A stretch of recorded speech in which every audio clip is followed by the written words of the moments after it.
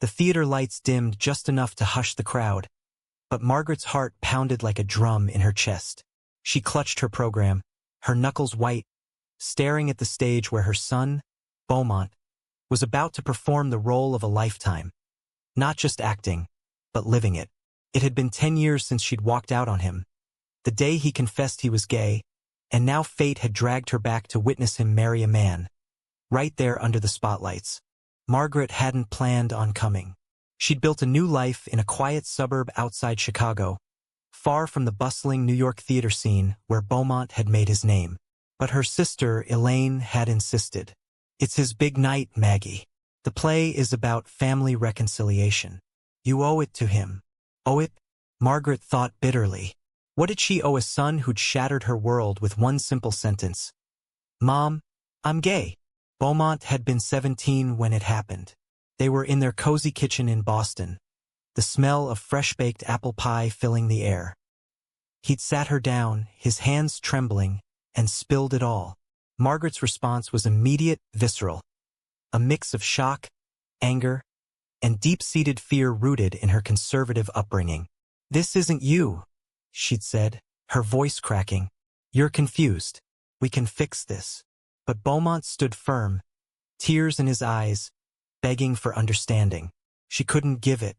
That night, she packed a bag and left, leaving behind a note that read, "I need time. I love you, but I can't accept this." In the years that followed, Beaumont threw himself into theater. It started in high school drama club, a safe space where he could explore identities without judgment. By college, he'd moved to New York, earning a scholarship to NYU's Tisch School of the Arts. There, he met Jamie, a fellow student with an infectious laugh and a passion for set design. Their friendship blossomed into something more during late-night rehearsals for a production of Rent. Jamie was out and proud, from a supportive family in California, and he helped Beaumont heal the wounds his mother's abandonment had left. Margaret, meanwhile, remarried a kind but traditional man named Robert, who shared her views on family and faith. They attended church every Sunday, volunteered at community events, and avoided topics that challenged their worldview. But whispers of Beaumont's success reached her, Broadway understudies, off-Broadway leads. She followed from afar, clipping articles but never reaching out. Pride or perhaps shame held her back. Now, sitting in the third row of the intimate theater, Margaret felt exposed. The play was titled Unbroken Vows, a semi-autobiographical piece Beaumont had written and starred in. It chronicled a young man's coming out, his mother's rejection, and an eventual path to love and self-acceptance. The twist, the final act featured a real wedding, Beaumont and Jamie's, integrated into the performance. It was bold, controversial, sparking debates in theater circles about blending art and life. Critics called it groundbreaking. Conservatives decried it as propaganda. As the curtain rose, Beaumont appeared on stage, portraying a younger version of himself. His monologue hit Margaret like a freight train. "I stood in that kitchen, pie cooling on the counter, and bared my soul. But souls aren't always welcomed home." The audience murmured in empathy. Margaret shifted uncomfortably, recognizing the scene all too well. The first act unfolded with raw intensity. Flashbacks showed the family's happier days. Picnics in the park, holidays with laughter. Then came the confrontation. The actress playing Margaret delivered lines that echoed her real words. "This isn't natural. What will people say?" Beaumont's character pleaded, "What about what I say? I love you, Mom. Isn't that enough?" Interspersed were societal conflicts. Bullies at school, judgmental neighbors, a church sermon condemning alternative lifestyles. Beaumont wove in real headlines debates over same-sex marriage, hate crimes, adoption rights for gay couples. It wasn't preachy. It was personal, forcing the audience to confront uncomfortable truths.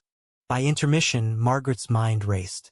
She spotted Elaine in the lobby, who hugged her tightly. "He's brilliant, isn't he?" Elaine said. Margaret nodded weakly. "It's a lot." Deep down, she wrestled with guilt. Had she been wrong? Society was changing, gay marriage legal nationwide since 2015. But her faith taught otherwise. Was love really love? Regardless, the second act delved into Beaumont's life post-abandonment. He struggled with depression, sought therapy, found solace in the theater community. Jamie entered as a beacon of hope, their relationship building through shared dreams and vulnerabilities. A scene depicted their first date, a picnic in Central Park, where Jamie shared his own coming-out story, met with family hugs instead of rejection. "You're lucky," Beaumont's character said. "Luck is what you make," Jamie replied. "And love is worth fighting for." Margaret watched, her eyes welling up. The chemistry between Beaumont and Jamie was undeniable. Tender glances, supportive touches. It challenged her preconceptions. Were they really harming anyone? The play highlighted external pressures. Job discrimination, family estrangement, protests at pride parades. One poignant moment showed Beaumont's character attending a support group, hearing stories of suicide attempts and disownment. "We're not choosing this," he said. "We're choosing to live authentically." As the act built tension, a subplot introduced a conservative aunt, modeled after Elaine, who tried bridging the gap. She organized a family reunion, only for old wounds to reopen. Arguments erupted over politics, religion, and rights. "God loves everyone," the aunt argued. "But actions have consequences," the mother countered. It mirrored real-life debates, sparking murmurs in the audience. Margaret felt the weight of it all. Her phone buzzed. A text from Robert. "How's it going?" She didn't reply. Instead, she pondered her choices. Leaving Beaumont had protected her from discomfort. But at what cost? He'd thrived without her. Yet the pain lingered in his eyes on stage.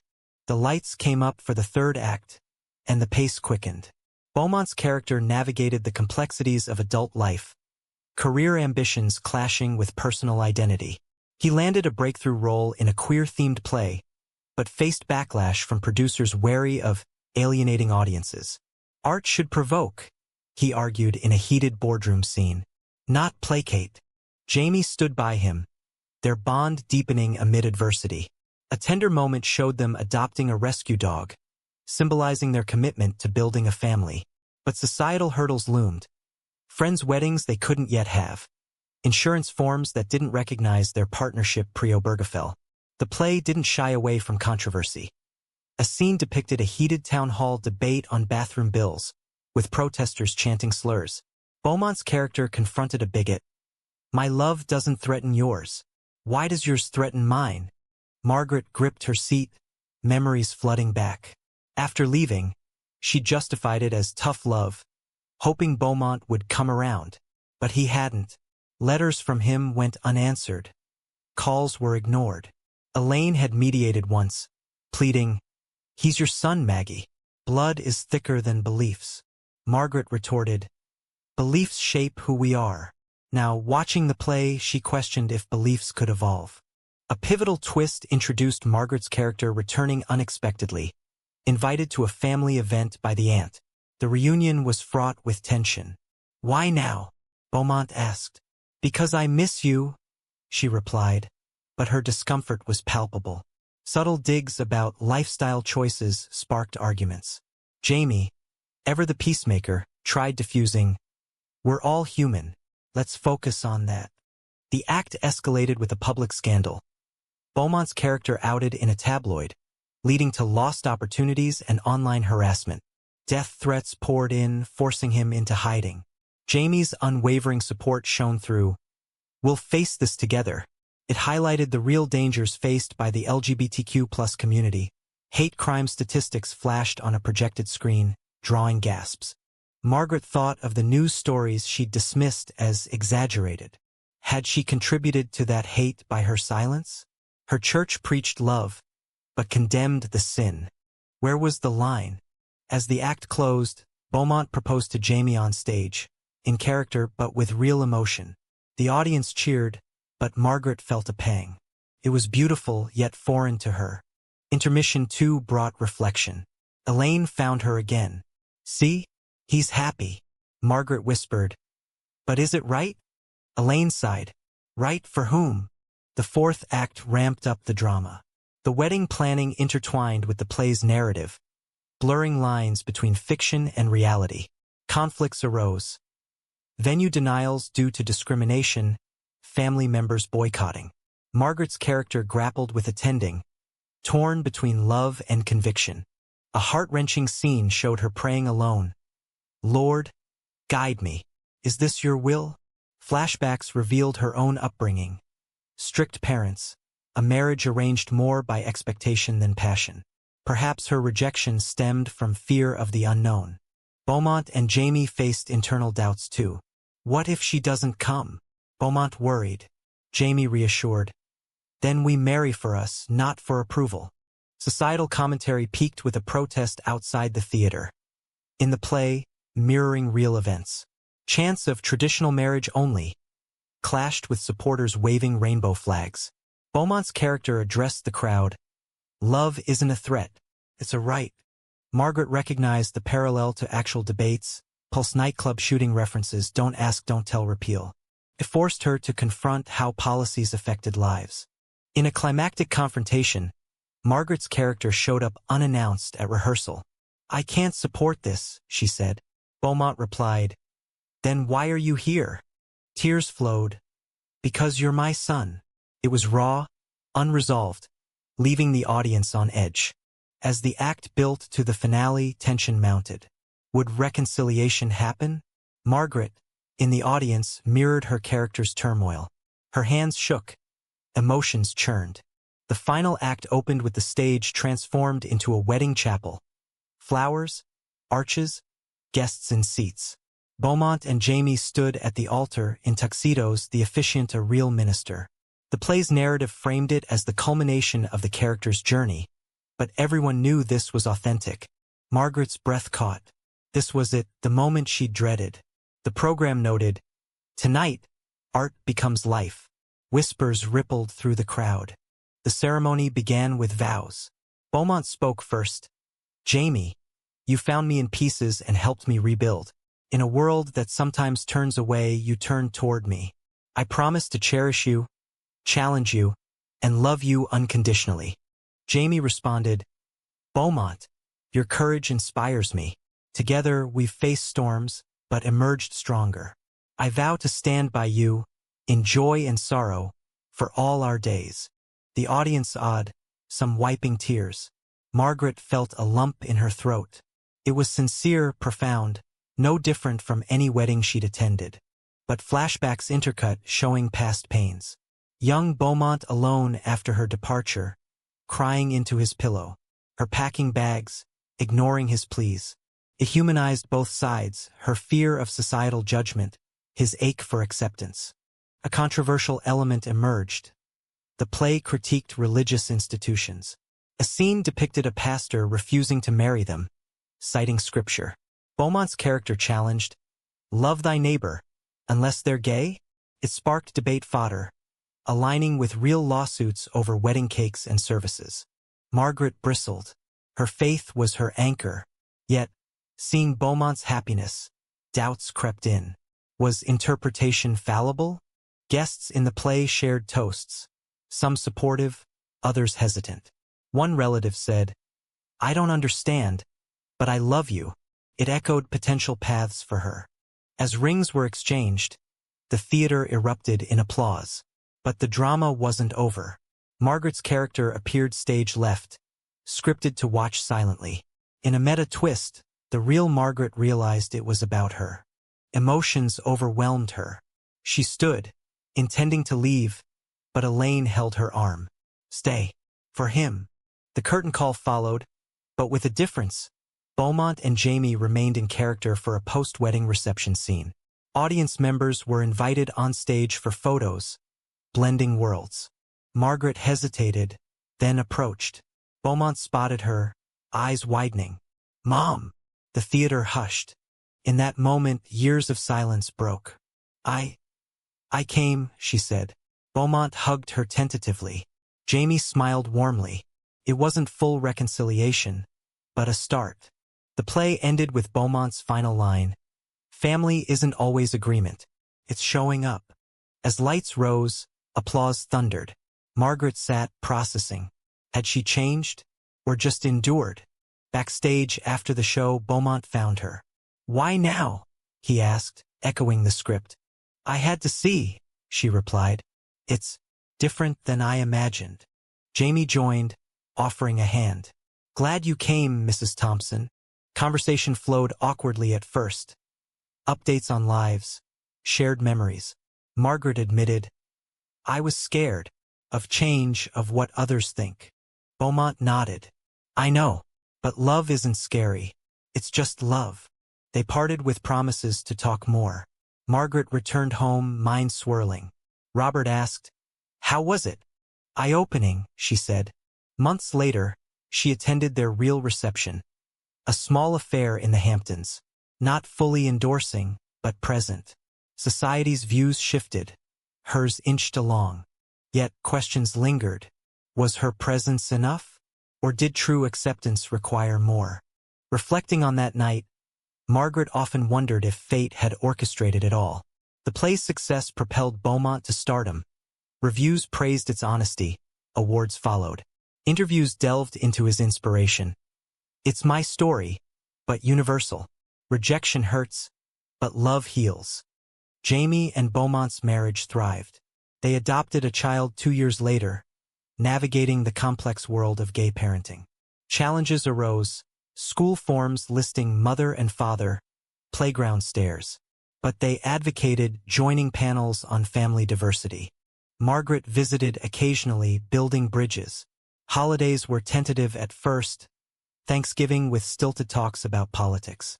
She avoided church topics, focusing on grandparent joys. Holding her grandson, she felt warmth overriding dogma. But conflicts persisted. At a family gathering, a cousin spouted anti-gay rhetoric. Margaret surprised herself by defending, "Beaumont is family. That's what matters." Progress, albeit slow. Society's backdrop amplified the drama. With shifting laws, protections for LGBTQ+ rights fluctuating by administration, the play remained relevant. Revivals sparked protests. Supporters rallied. One evening, Margaret confided in Elaine, "I regret leaving him." Elaine hugged her. Regret leads to growth. Beaumont's next project tackled trans rights, pushing boundaries further. Margaret attended the premiere, prepared for discomfort.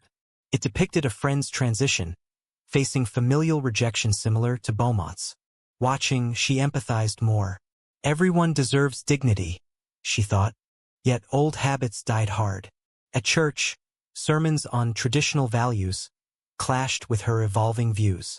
She questioned her pastor privately, "What about love?" His response, "Love the sinner, hate the sin."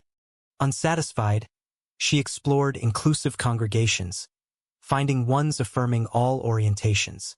Beaumont noticed the change. During a call, "Mom, thanks for trying." Their relationship deepened through shared experiences. A pride parade, Margaret attended hesitantly, waving a small flag. Overwhelmed by joy and unity, she saw beyond stereotypes. Controversies arose. Media accused the play of promoting agendas.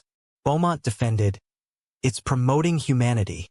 Margaret faced her own backlash. Friends distanced themselves upon learning of her attendance. "How could you?" one asked. "Because he's my son," she replied firmly. This stance cost relationships but gained authenticity. She volunteered at a LGBTQ+ center, listening to stories mirroring Beaumont's. Jamie became family too. They bonded over cooking, his California recipes blending with her Boston classics. As years passed, the grandson grew, asking questions. "Why two daddies?" Margaret explained gently, "Love comes in many forms." Highs and lows continued. A health scare for Jamie, cancer diagnosis, tested bonds. Margaret flew in, helping with care. Prayers mixed with practical support. Recovery brought closeness. "Thank you," Jamie said. "Your family," she replied. The story's arc circled back to that stage wedding. In retrospect, it was the catalyst, forcing confrontation. Beaumont reflected in a memoir, "Mom's presence that night wasn't approval, but a door cracking open." Margaret read it, tears flowing. She'd evolved, but debates raged internally. Society mirrored this, ongoing fights for equality, backslides in rights. In quiet moments, she pondered. Had she fully accepted, or just tolerated? Decades later, Beaumont and Jamie celebrated their silver anniversary. The event was grand, a theater gala recreating their wedding stage. Guests included old castmates, new allies. Margaret, now in her 80s, sat front row. Frail but spirited, she watched proudly. Her grandson, now a teen, performed a song. Toasts abounded. Beaumont raised his glass. To love that endures, and families that evolve. Margaret stood shakily, surprising all. To my son, who taught me more than I knew possible. Applause echoed. Later, in private, Beaumont hugged her. You've come so far, Mom. So have you, she said. I'm sorry for the lost years. Forgiven, he whispered. But the journey wasn't without lingering tensions. The grandson came out as bi, testing Margaret anew. She paused, then embraced him. I love you, no matter what. It was a full circle, breaking cycles of rejection. The play lived on, adapted into film, inspiring countless. Controversies persisted, bans in some schools, praised in others. Margaret became an advocate in her way, speaking at senior centers about acceptance. Change is possible at any age, she'd say. Reflecting on her life, she saw the drama's logic. Choices ripple, emotions drive actions. Society shapes but doesn't define. Beaumont's story highlighted that conflicts from prejudice, resolutions through empathy. In the end, love prevailed, but not without scars. Was her initial rejection justified by her beliefs, or was it a failure of unconditional love? Decades later, Beaumont and Jamie celebrated their silver anniversary. The event was grand, a theater gala recreating their wedding stage. Guests included old castmates, new allies, and even some former skeptics who'd changed tunes over time. Margaret, now in her 80s, sat front row. Frail but spirited, she watched proudly. Her grandson, now a teen, performed a song he'd written about family bonds. The lyrics touched on themes of acceptance, echoing the play's message. Toasts abounded throughout the evening. Beaumont raised his glass first. To love that endures, to challenges that strengthen, and to families that evolve despite the odds. Jamie added, and to those who show up, even when it's hard. Margaret stood shakily, surprising everyone with her own words. To my son, who taught me more about grace and forgiveness than I ever knew possible. And to Jamie, for being the partner he deserved. Applause echoed through the venue. Later, in a private moment backstage, Beaumont hugged her tightly. You've come so far, Mom. I never thought we'd get here. So have you, she said, her voice steady despite the years. I'm sorry for the lost years, for the pain I caused. If I could go back. Forgiven, he whispered. We're here now. That's what counts. But the journey wasn't without its lingering tensions and reflective moments. The grandson, inspired by his father's story, had recently come out as bisexual. Tested Margaret anew, stirring old instincts. She paused when he told her, the weight of history pressing down. Then, drawing from lessons learned, she embraced him warmly.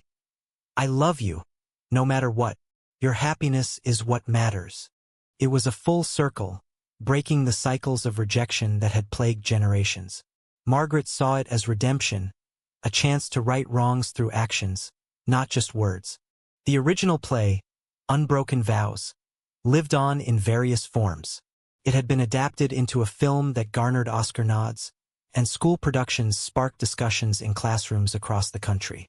Of course, controversies persisted. Attempts to ban it in conservative districts, labeled as indoctrination. Supporters countered with stories of lives changed, suicides prevented by its message of hope. Margaret became an unlikely advocate in her twilight years. She spoke at senior centers and community groups about the importance of acceptance. Change is possible at any age, she'd say, sharing anecdotes from her transformation.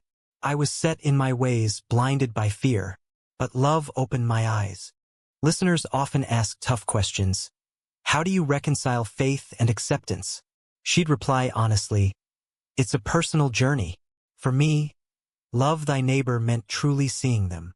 Beaumont's career flourished beyond the play. He directed inclusive productions, mentored young queer artists, and advocated for rights. Jamie, with his design flair, created sets that told stories of diversity. Together, they navigated parenthood's joys and trials. Their son faced bullying, but armed with family support, he thrived. Margaret delighted in spoiling him, baking pies, telling stories of his dad's youth. Societal shifts provided context, marriage equality solidified, but battles over trans rights, conversion therapy bans, and adoption equality raged on. Beaumont's work highlighted these, keeping the conversation alive. In quiet evenings, Margaret journaled her thoughts. The drama's logic was clear. Choices ripple outward, emotions drive our actions, and society shapes us but doesn't have to define us. Beaumont's story exemplified that, from the conflicts born of prejudice to resolutions forged through empathy and persistence. High points included family vacations, trips to national parks where laughter drowned out past silences. Lows came too, like when old friends shunned her for her shift, but she found new community in support groups for parents of LGBTQ+ children. As health declined, Margaret cherished visits. One last conversation with Beaumont. I'm proud of you, son. Always was, even when I couldn't show it. He smiled. I know, Mom. Thank you for showing it now. Her passing was peaceful, surrounded by family. At the funeral, Beaumont eulogized. She taught us that growth never stops. The legacy endured, the play performed annually, inspiring debate. In the end, love prevailed, but not without its scars and ongoing questions. Was her initial rejection justified by her deeply held beliefs, or was it ultimately a failure of unconditional love?